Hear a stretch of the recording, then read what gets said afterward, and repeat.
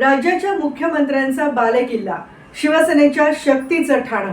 पण याच ठाण्यामध्ये उमेदवारी जाहीर करण्यासाठी शिवसेनेला मात्र शर्थीचे प्रयत्न करावे लागले आणि लोकसभा निवडणुकीच्या 2 टप्प्यांचं मतदान झाल्यानंतर आणि 3ऱ्या टप्प्याच्या प्रचार शिगेला पोहोचल्यानंतर मग शिवसेनेच्या वतीनं ही जागा जाहीर करण्यात आली. कल्याण आणि ठाण्याचा उमेदवार जाहीर करायला शिंदेंना एवढा उशीर का झाला याची चर्चा आता सुरू झाली आहे.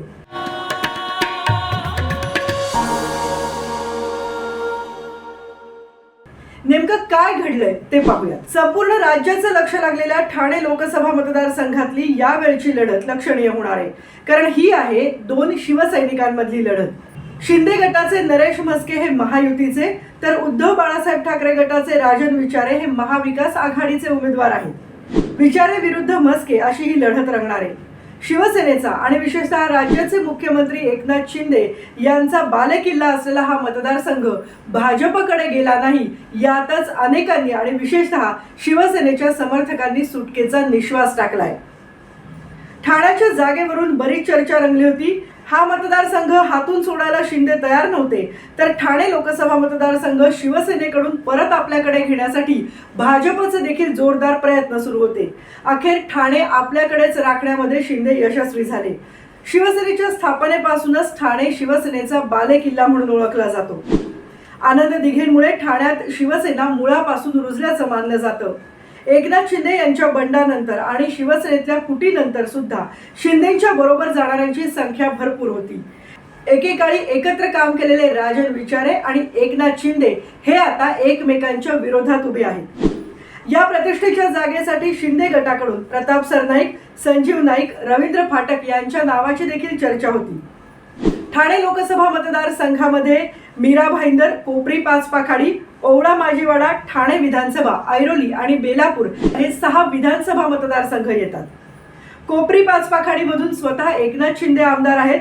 ओवळा माजीवाडाचे आमदार प्रताप सरनाईक हे शिंदेच्याच गटात आहेत. ठाणे विधानसभा मतदारसंघाचे संजय केळकर भाजपचे आमदार आहेत. मीरा भाईंदरच्या आमदार गीता जैन यांचा देखील शिंदेंना आणि भाजपला पाठिंबा आहे. तर ऐरोलीचे आमदार गणेश नाईक आणि बेलापूर विधानसभेचे आमदार मंदा म्हात्रे हे देखील भाजपचेच आहेत. 6 विधानसभा मतदारसंघांपैकी 4 विधानसभा मतदारसंघांमध्ये आपले आमदार असल्यामुळे भाजप या जागेवर दावा सांगत होते. पण एकनाथ शिंदे ज्यांना गुरु मानत होते त्या आनंद दिघेंचा वारसा असलेला हा मतदारसंघ हातचा जाऊ नये यासाठी शिंदेंनी अगदी शर्थीचे प्रयत्न केले. शिंदेंचं राजकारणही पूर्वीपासूनच ठाण्याभोवतीच केंद्रित राहिलंय. शिवसेना ठाण्यात वाढवण्यामध्ये टिकवण्यामध्ये एकनाथ शिंदेची भूमिका खूप मोठी आणि महत्वाची राहिली आहे.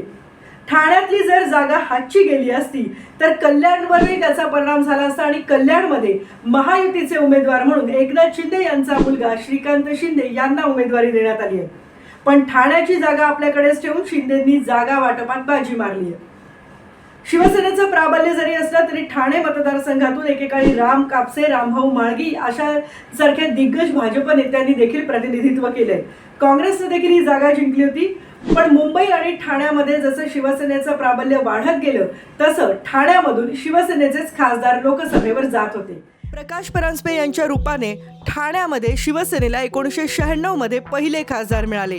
1996 ते 2008 या काळामध्ये प्रकाश परांजपे हेच शिवसेनेचे ठाण्यातले खासदार होते. 2008 मध्ये त्यांच्या निधनानंतर त्यांचा मुलगा आनंद परांजपे यांना खासदारकी मिळाली. पण त्यानंतर 8 महिन्यांनी ते राष्ट्रवादीत गेले.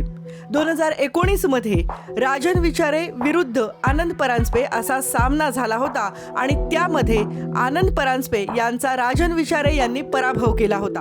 ठाणे म्हणजे शिवसेना हे समीकरण तर आहेच, पण त्याचबरोबर बाळासाहेब ठाकरे यांना मानणारा एक मोठा वर्ग अजून देखील ठाण्यात आहे.